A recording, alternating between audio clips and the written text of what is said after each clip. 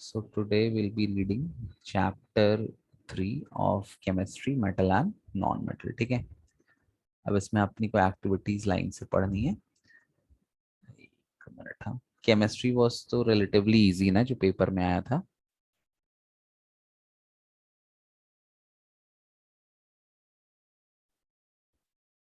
Sir मुझे physics ज़्यादा ही था।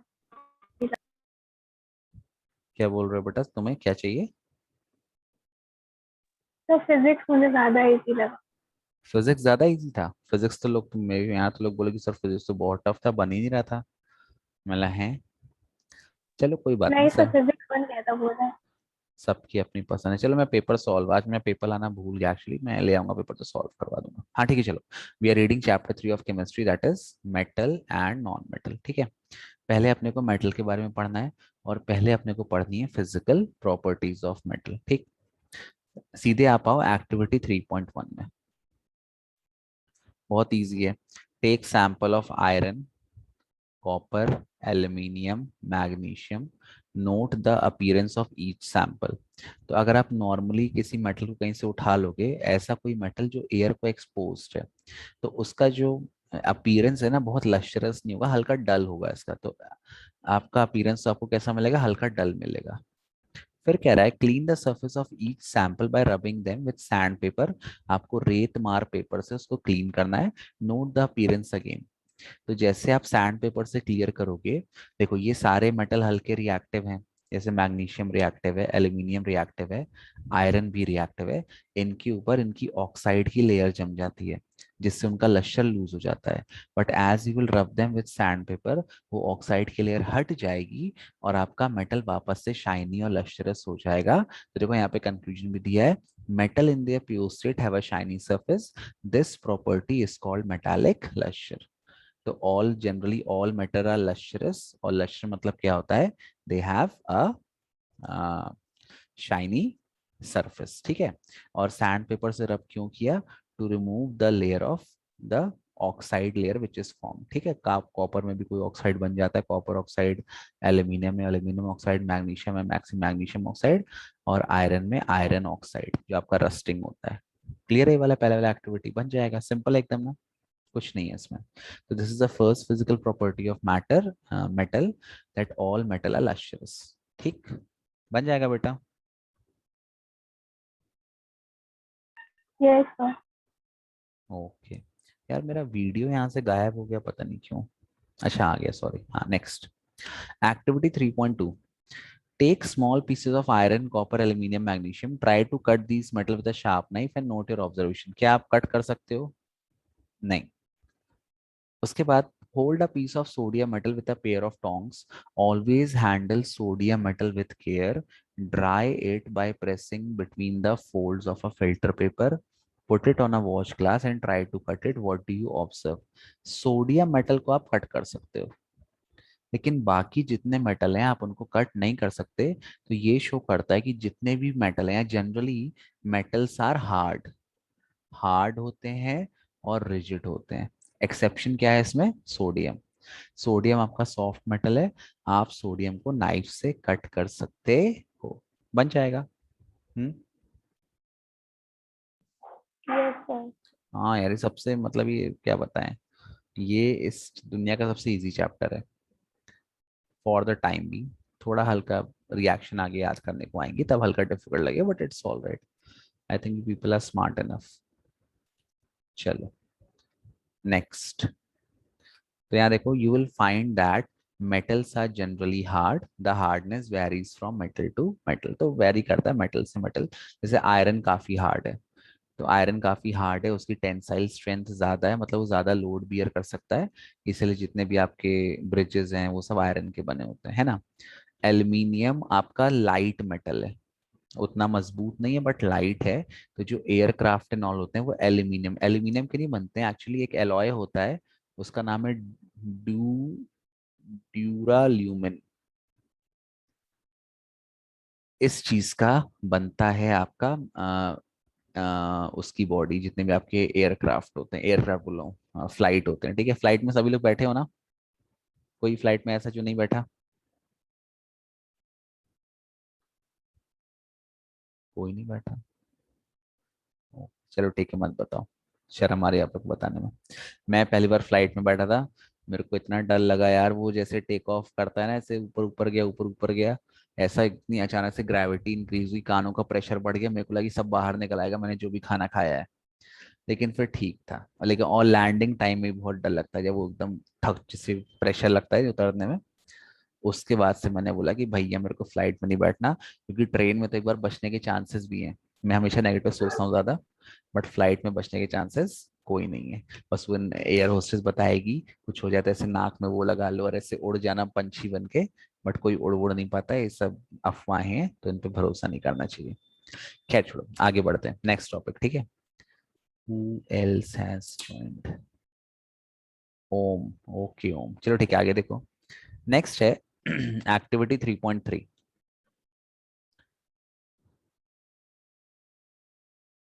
Activity 3.3।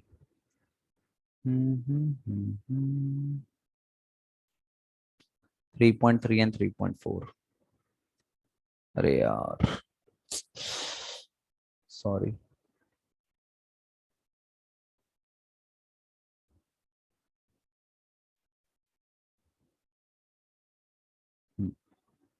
Take pieces of iron, zinc, lead, and copper. Place any one metal on a block of iron and strike it 4 or 5 times with a hammer. What do you observe? Repeat with other metals. Record the change in shape of these metal. तो जब भी अपन किसी metal को hammer करेंगे, तो क्या होता है, जनरली मेटल किस में कन्वर्ट हो जाती है, they are converted into thin sheets, lead. Thin sheets, है ना। तो देखो, you will find that some metal can be beaten into thin sheet, this property is called malleability. Did you know that gold and silver are the most malleable metal? बन जाएगा ये चीज, what is, तो छोटी class में पढ़ा ना malleability. The ability of a metal to be beaten into thin sheets is called malleability. Gold और सिल्वर सबसे ज्यादा मेलिएबल है, बन जाएगा बेटा। हम्म। ओके, बहुत इजी चैप्टर है, बोरिंग चैप्टर भी है। Activity 3.4। Consider some metal such as iron, copper, aluminium, lead etcetera, which of the above metal are also available in the form of wire. तो कॉपर की वायर होती है, कई जगह एल्यूमिनियम की भी होती है ना। आयरन की नहीं होती, क्योंकि आयरन जंग खा जाता है। कॉपर की होती है, एल्यूमिनियम की होती है। अच्छा, अगर मैं किसी मेटल को हिट करूं और वो आपका वायर में ड्रॉ हो जाता है, तो उस प्रॉपर्टी को क्या बोलते हैं अपन? डक्टिलिटी। डक्टिलिटी। डक्टिलिटी। तो ability of a metal to be beaten into long thin wires, that is called ductility. तो मेटल्स आपके जनरली डक्टाइल होते हैं। सबसे ज्यादा डक्टाइल मेटल कौन सा है? गोल्ड है। और देखो यहाँ पे एक बहुत इंटरेस्टिंग फैक्ट है, इसको पढ़ लेना, ये आपसे पेपर में आ भी सकता है, वेरी, और जीके में भी आ सकता है। The ability of metal to be drawn into thin wire is called ductility. सबसे पहला, gold is the most ductile metal. You'll be surprised to know that a wire of about 2 kilometer length can be drawn from 1 gram of gold. ये कुछ ज्यादा ही बड़ी value है, नहीं 1 ग्राम? 1 gram gold कितना होगा, मतलब किसी के पास है 1 ग्राम गोल्ड? कोई पहनता है गोल्ड तुम लोग में? हम्म। यस मैं, सर। अच्छा, मेरे पास तो कोई गोल्ड नहीं है, तो मुझे गोल्ड के बारे में ज्यादा पता नहीं। 1 ग्राम गोल्ड कितने का आता है? सर अभी के हिसाब से मतलब एक तोला ऑलमोस्ट 65 देखना पड़ेगा सर, अभी का रेट नहीं याद नहीं है मेरे को। 1 तोला कितना होता है?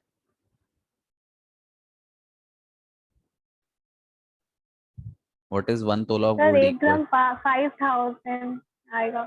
सर 58,000 कुछ चल रहा है। और बाप रे, मतलब 1 ग्राम सोना कितने का आएगा? 5,000 का? 5000। Yes sir, yes fifty eight sir, वो हंड्रेड कुछ। 1 तोला तो 12 ग्राम होता है ना। 10 ग्राम होता है शायद। नहीं सर, एक, अकॉर्डिंग अभी के हिसाब से, सराफा के अभी के हिसाब से 12 ग्राम होता है सर, ऑलमोस्ट 12 ग्राम। अच्छा चलो ठीक है, मतलब 1 ग्राम सोना 5,000 रुपए का आएगा? बाप रे। Yes sir, 5,000 yes hundred almost. हाँ, मेरे यहाँ लड़की वाले एक बार आए थे रिश्ता लेके, तो मेरे से बोले थे कि जब वो क्या होती, कोई रस्म होती है ना, तो उसमें इनको 5 तोला का चेन चाहिए, और पता नहीं, नहीं 5 तोला का वो मतलब सेट चाहिए पूरा कंप्लीट मिला के, और 2 तोला की एक चेन चाहिए। अरे बाप रे, मैं तो लुट गया था यार, शादी कर लेता तो। चलो कोई नहीं, अच्छा हुआ मैंने शादी नहीं की। हाँ देखो, इतना देना पड़ता है क्या शादी में लड़के वालों को, ये सोना वोना? नो सर, रेट डाउन में ले लीजिए, सब आपको बच जाएगा पैसा। हाँ, ये तो क्या 58,000 कम होता है क्या? 58,000 ऐसे पेड़ पे लगे कि वैसे वैसे नहीं हाथ में? सर, अभी रेट डाउन हुए थे, अभी बीच में रेट डाउन हुए थे, तब दे देते आप। हाँ, तुम्हारी शॉप है क्या सोने की, तुम मेरे को इतना बोल रहे हो? नो सर, मेरे बड़े पापा की है। बहुत बढ़िया, बहुत अच्छे। हाँ तो नहीं, सोना तो मेरे को मतलब सोने में इन्वेस्टमेंट मुझे उतना सही नहीं, मतलब ऑल्दो काम आता है सोना, ऐसा नहीं है। बट पता नहीं फिर वो स्टैग्नेंट है ना, मतलब वो रखा है रखा है रखा है, ऑल्दो रेट भी बढ़ते हैं। लेकिन थोड़ा ऐसी जगह इन्वेस्ट करो जहाँ पे थोड़ा मनी रनिंग हो, ऐसा नहीं आपका पैसा एकदम बंद जाए। ये सर हॉलमार्क में मत करिएगा कभी इन्वेस्ट, बहुत पैसा चला जाएगा आपका। चलो ठीक है, अभी मेरे खाते में केवल 56 रुपए हैं, ठीक है? 56 रुपए निकलते भी नहीं है खाते से। चलो आगे बढ़ते हैं अपन। तो 1 ग्राम गोल्ड से 2 kilometre length of wire draw कर सकते हैं, इसको याद कर लेना, इंपॉर्टेंट है। देखो आगे, it is because of their malleability and ductility that metal can be given different shape according to our need. आगे दिया है, can you name some metal that are used for making cooking vessel? बताओ cooking vessel किस चीज के बनते हैं? Steel. Steel. Steel क्या है? स्टील किसका एलॉय है? एल्यूमिनियम, हाँ एल्यूमिनियम। स्टील किसका एलॉय है बेटा? आयरन, आयरन और सुन लो। सर आयरन और कार्बन है क्या? हाँ आयरन और कार्बन है। स्टील आपका एलॉय है आयरन प्लस कार्बन का। क्यों मिलाते हैं कार्बन स्टील में, मतलब आयरन में? सर जिससे रस्टिंग ना हो, रस्टिंग ना हो। हाँ, आयरन प्लस कार्बन का, ये रस्टिंग नहीं होती है, और इसको स्ट्रेंथ भी प्रोवाइड करता है, कार्बन मजबूत बनाता है, क्योंकि बहुत सारे मेटल जो है ना वो ब्रिटल होते हैं अपने मतलब नेचुरल स्टेट में। तो जो एलॉयज अपन बनाते हैं, तो उसको हार्ड बनाने के लिए, कई बार उसको लश्यर देने के लिए, कई बार मतलब डिजायर्ड प्रॉपर्टी लाने के लिए अपन उसको एलॉयज का यूज करते हैं। हाँ तो एक तो स्टील हो गया, और किसका यूज करते हैं बताओ बर्तन में, मतलब कुकिंग इंडस्ट्री? कॉपर, कॉपर का यूज? कॉपर यार, मतलब हाँ कर सकते हैं, कॉपर मतलब ये क्या था? स्टोरिंग पर्पस में होता है कॉपर शायद। हाँ चलो, पता नहीं, कॉपर भी कर सकते होंगे। मेरे को मेरे घर में तो कॉपर के ऐसे कोई मतलब बर्तन नहीं है, मतलब वो करने के लिए। कॉपर मतलब क्या होता है, तांबा है ना? हाँ यस सर। Yes sir. तांबा। चलो और क्या यूज करते हैं घर में बर्तन के तौर पे कुकिंग करने के लिए? एल्यूमिनियम करते हैं, एल्यूमिनियम की कढ़ाई यस आती सर, है ना, एल्यूमिनियम पर। एल्यूमिनियम। अच्छा, एल्यूमिनियम के ऊपर वो कोटिंग किस चीज की रहती है, जो उसकी कढ़ाई आती छोटी छोटी बढ़िया, वो डोसा वोसा बनाने के लिए, जो बनाने के लिए काली काली sir non coating? Sticky, non हाँ स्टिकी नॉन, पैन। वो क्या सब्सटेंस होता है उसको अपन बोलते हैं टेफलॉन। Teflon Teflon. की कोटिंग होती है ना, वो उसको नॉन स्टिकी बनाता है। अच्छा, और कौन सा यूज करते हैं बताओ, apart from that, apart from this? Sir sir brass, अभी तो याद नहीं आ रहा। हाँ ब्रास भी कर सकते हैं, ब्रॉन्ज भी कई बार करते हैं।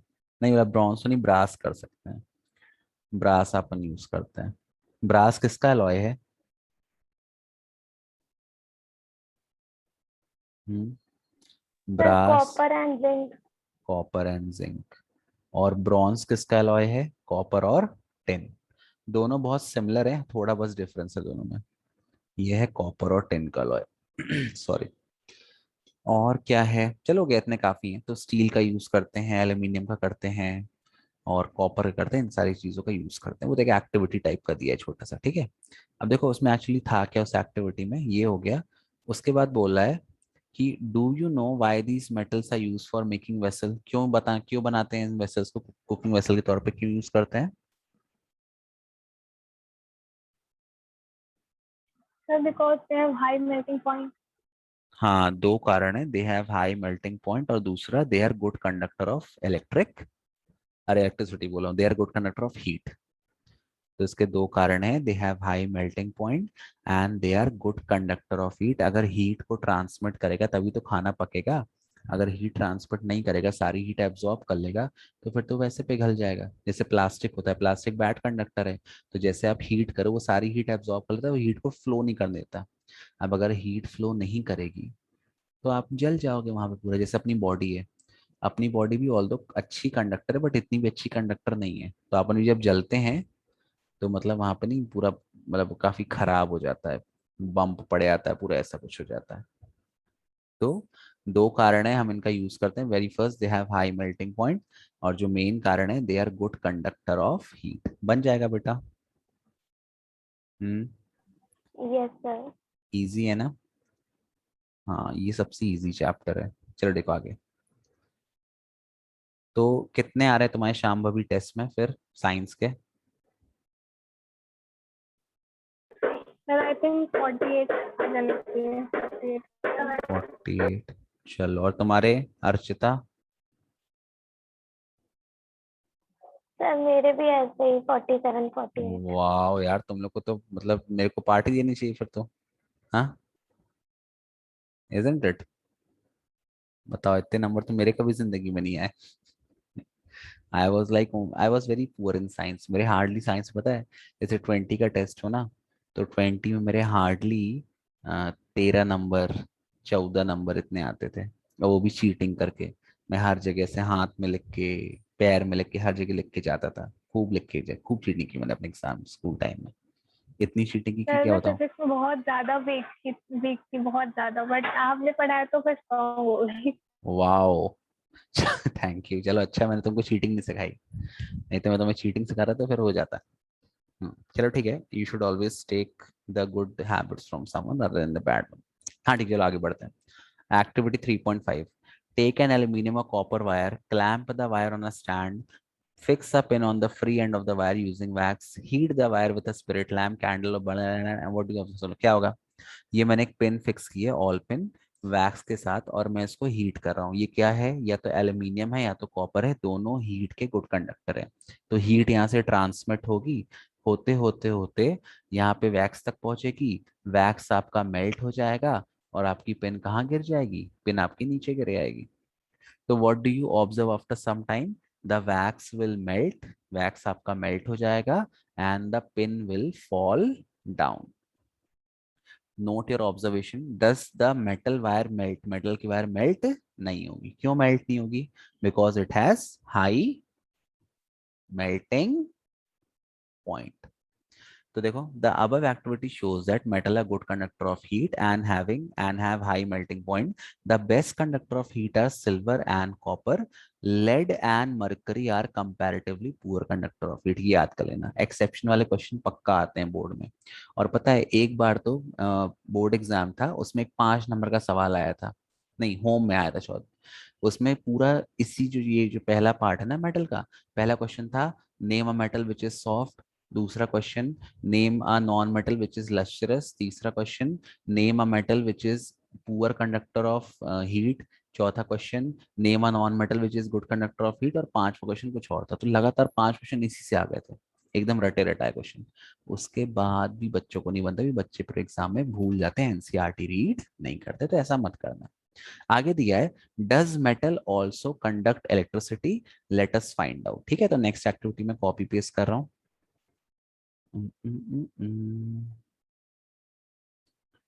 एक मिनट। हाँ,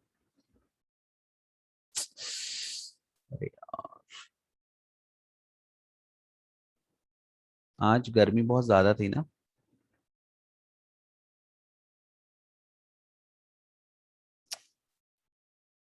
क्या नाटक है यार ये, कट ही नहीं रहा हो रहा। हाँ हो गया, ये देखो। Sorry.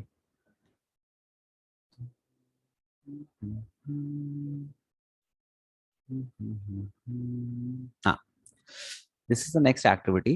Set up an electric circuit as shown in figure 3.2. Place the metal to be tested in the circuit between terminal A and B as shown. यहाँ पे metal लगा देना है। Does the bulb glow? Yes. What does this indicate? This indicates that metals are good conductor of electricity. बन जाएगा ये चीज, बहुत सिंपल, इसमें कुछ नहीं, एक्टिविटी में करना ना कुछ नहीं है, बस you have to remember the property that metals are good conductor of electricity. आगे देखो एक पॉइंट दिया है, you have seen that wires that carry current in your home have a coating of PVC, PVC मतलब polyvinyl chloride, और a rubber like material। अच्छा PVC क्या है? PVC आपका हाईली इंसुलेटिंग मटेरियल है। तो जो वायर्स आपकी करंट कैरी करती हैं, तो ये जो इंसुलेटिंग मटेरियल करंट को लीक होने से बचाता है और आपको हैवी शॉक से बचाता है। Why are electric wire coated with such substances? आपका आंसर क्या हो गया? In order to avoid leakage of current, because they are highly insulating material। आगे दिया है, what happens when metal strike a hard surface? Do they produce sound? Yes, the metal that produce a sound on striking a hard surface are said to be sonorous। है ना? तो next property क्या होगी? Sonorous हो गया। What is sonorous? कि whenever you are hitting the metal surface they produce a sound, उसी को अपन सोनरस कहते हैं। कैन यू नाउ से why school bells are made up of metal? बता सकते हो ना क्यों मेटल की बनी school bell? Yes, so because metals are sonorous. हाँ, अच्छा ये बताओ स्कूल बेल किस चीज की, कौन से मेटल की बनी रहती है? किस मेटल की बनी है स्कूल बेल? सबके यहाँ स्कूल बेल है ना, कभी पूछा नहीं भैया जी से? पर लगती तो आयरन है, पर पता नहीं। आयरन नहीं है, इट इज नॉट आयरन।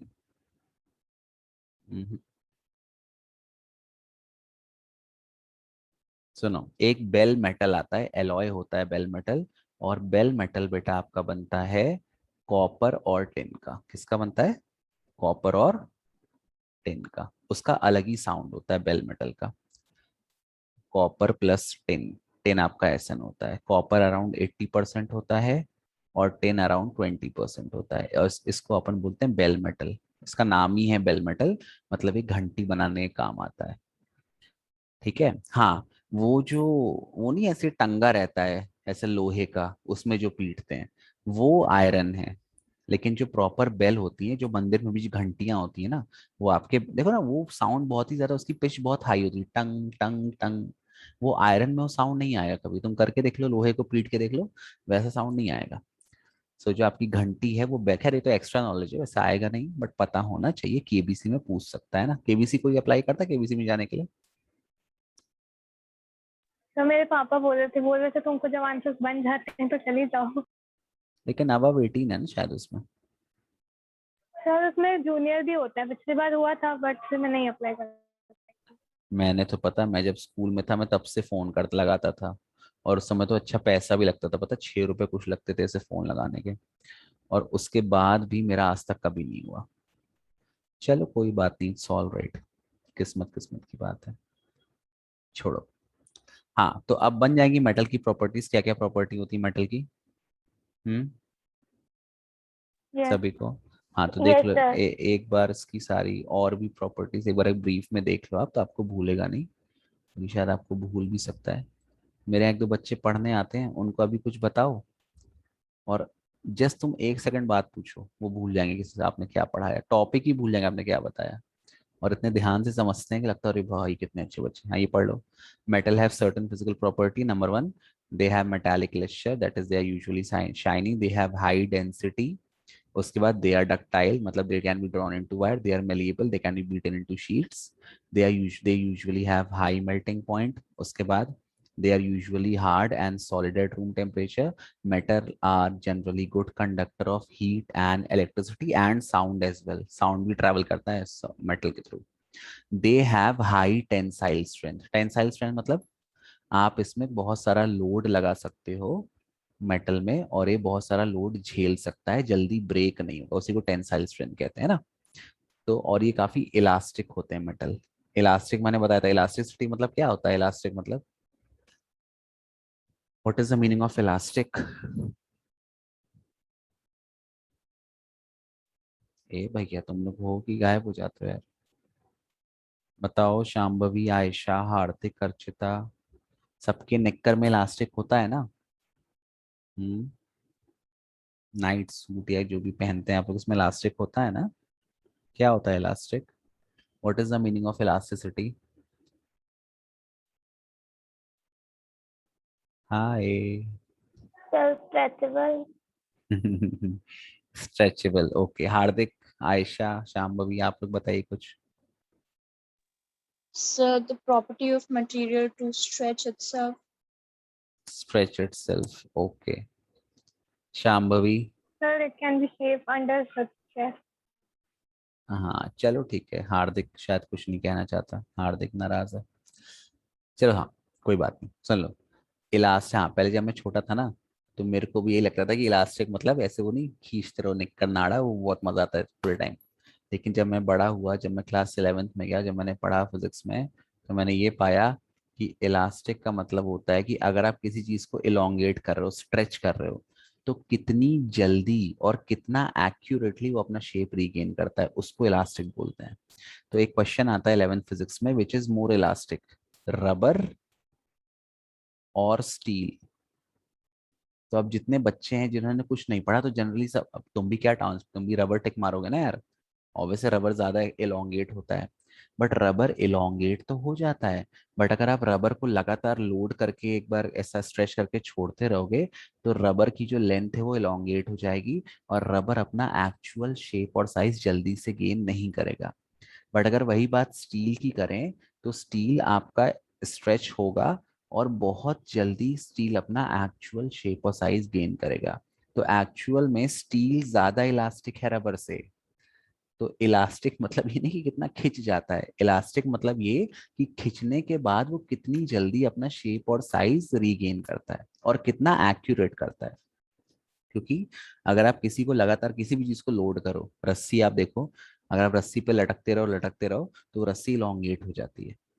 तो जैसे जैसे वो इलोंगेट होती जाएगी, उसकी इलास्टिसिटी कम होती जाएगी, क्योंकि अब वो अपना एक्चुअल शेप जल्दी रिगेन नहीं कर पाएगी। लेकिन स्टील में ऐसा है, स्टील का टेंसाइल स्ट्रेंथ बहुत ज्यादा है, एक तो बहुत सारा लोड झेल लेता है, और काफी इलास्टिक है, मतलब बहुत जल्दी अपना शेप रीगेन करता है। तो इसीलिए स्टील का इस्तेमाल करते हैं बड़े बड़े ब्रिजेस और पुल बनाने में, जहाँ पे बड़ी बड़ी गाड़ियां निकलती हैं, बहुत ज्यादा लोड होता है, क्योंकि स्टील वहां पे सब कुछ झेल लेता है। क्लियर है ये चीज? हम्म। Yes, sir. तो कोई पूछे कि भाई इलास्टिसिटी क्या होती है आगे से, तो उसका मतलब ये नहीं कितना स्ट्रेच हो जाता है, उसका मतलब ये कि स्ट्रेच होने के बाद कितनी जल्दी अपना ओरिजिनल शेप और साइज रीगेन करता है, और कितने एक्यूरेटली करता है। ठीक है। अच्छा ये बताओ, एक्यूरेसी और प्रिसीजन में क्या डिफरेंस होता है? हम्म। कल मेरी एक फ्रेंड है, उसका इंटरव्यू था एक्सेंचर का, तो उससे ये क्वेश्चन पूछा था, वजह उससे मतलब प्रोग्रामिंग नहीं बन रही थी, मतलब although she is working, like she is earning good, around उसका 60,000 सैलरी था यहाँ पे टीसीएस में, और वो लीड एज अ लीड काम कर रही थी, बट हो गया, सबको स्विच करना रहता है। तो उसका जावा था, जावा में उसको 2-3 सवाल टेक्नोलॉजी के नहीं बने, तो उससे ऐसे ही पूछ लिया कि फिजिक्स तुमने पढ़ा है, तो उससे पूछे थे कि एक्यूरेसी और प्रिसीजन में क्या अंतर है, तो वो नहीं बता पाई थी, तो उसने कल मेरे को फोन किया था कि बताओ यार, तुम तो पढ़ाते हो। मैंने बोला, हाँ ये बात तो सही, मैं पढ़ाता हूँ, बताओ बेटा क्या डिफरेंस है एक्यूरेसी और प्रिसीजन में? कोई भी एक जन।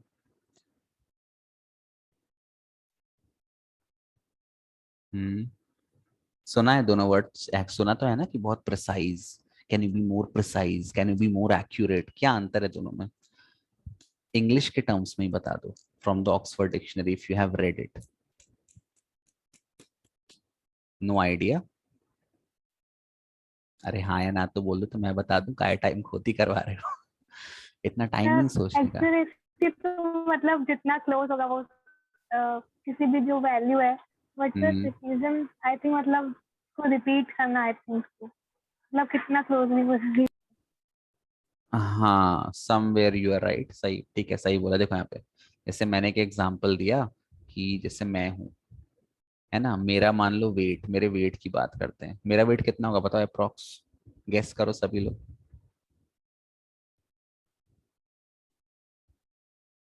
नहीं गेस कर सकते? इतना ज्यादा मेरा वेट है, like you can not count it, it is incountable, uncountable sorry. बताओ कितना वेट होगा मेरा, just a random guess.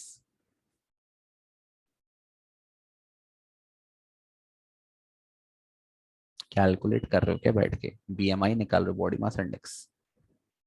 Archita बताओ बेटा।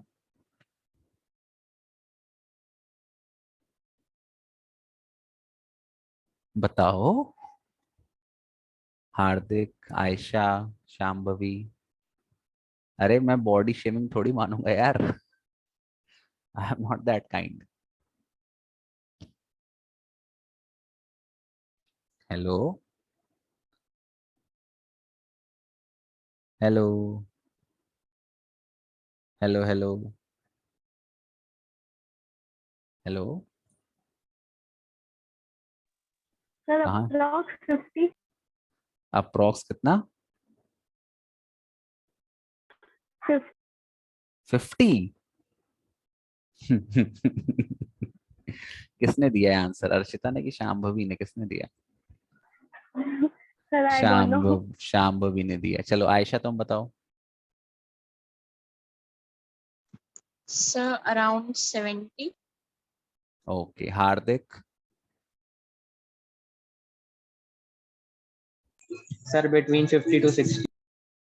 Between 50 to 60। Okay, Archita? Sir, 60 to 65. Wow. अब पता है इन सब में सबसे सही जज किसने किया है? सबसे सही जज किया है आयशा ने। मतलब मेरा वेट अराउंड 75 होगा, 73 से 75 होगा। पहले शायद 80 था बट अब मैंने थोड़ा रिड्यूस कर लिया, रिड्यूस करके मेरा ऑपरेशन हुआ था। तो Ayesha has guessed it correctly, ठीक है। अब जैसे मेरा वेट, जस्ट सपोज मेरा वेट है चलो 76 मान लो, तो आयशा ने बोला 75, है ना। अब तुम लोग की वैल्यू चेंज कर देते हैं, फिर मान लो शांभवी ने बोला, कितना बोला शांभवी ने? 70, है ना। फिर मान लो हार्दिक ने इसने बोला 65 बोला अपना, अर्चिता ने, और हार्दिक ने बोला 60। ये चार वैल्यूज इन्होंने बोली। अब ये एक सर्टेन ग्रुप ऑफ वैल्यूज आ गई, ठीक है। अब एक इंस्ट्रूमेंट लाया गया और उससे मेरा वेट मेजर किया गया, और सपोज उस इंस्ट्रूमेंट से एक बार मेरा वेट आया 50, एक बार आया 50.5, एक बार आया 50.8, और एक बार आया 50.1। ये मेरी चार वेट की वैल्यूज आई या मास की वैल्यूज आई, और मेरा एक्चुअल वेट कितना है? 76। तो एक्यूरेसी मतलब जो भी आप ऑब्जर्वेशन निकालते हो वो ट्रू वैल्यू के कितने करीब है। तो आप देखो यहाँ पे जो डिफरेंस है वो बहुत कम है ट्रू वैल्यू से, है ना। तो ये वाले जो ऑब्जर्वेशन है ABCD, they are accurate observation, मतलब they are very close to the true value.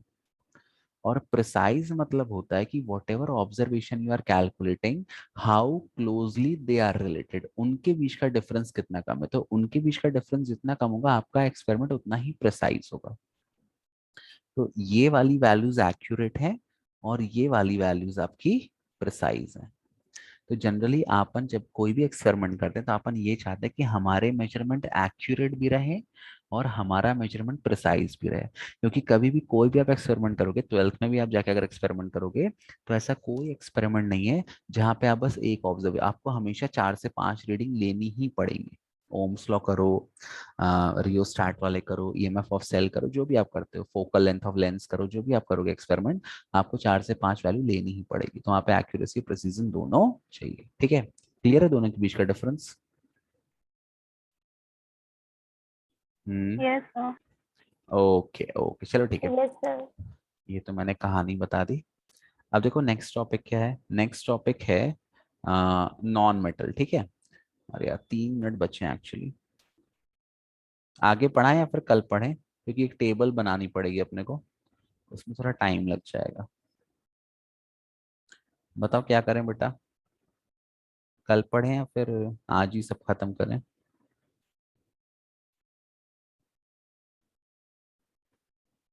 क्या हो गया, तुम लोग कुछ बोलते नहीं हो यार, नाराज हो क्या?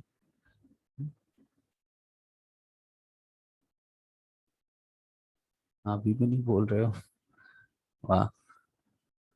चलो, आपस में चैटिंग करते रहते हो क्या?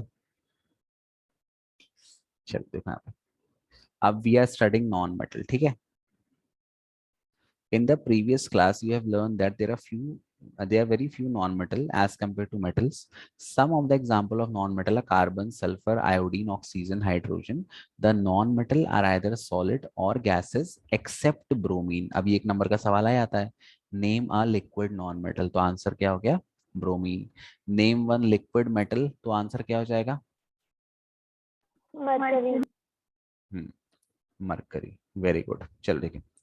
अब देखो, do non metal also have physical properties similar to metal? तो let us find out. Collect sample of carbon, carbon के दो लेने हैं, कोल और ग्रेफाइट। सल्फर लेना है, आयोडीन। कोल मतलब कोयला है ना, ब्लैक वाला। कैरी आउट एक्टिविटीज 3.1 से 3.6 with these non metal and record your observation. ठीक है, ये अभी बताऊं मैं, टाइम खत्म हो जाएगा। जल्दी बताओ क्या करना है, अभी बताएं कि फिर कल बताएं, क्योंकि इसमें टाइम लगेगा करने में, बहुत सारी प्रॉपर्टीज हैं। अरे यार एक वोटिंग कर लो ना आपस में, कॉमन अक्कड़ बक्कड़ कुछ भी, तो मैं बता देता हूँ।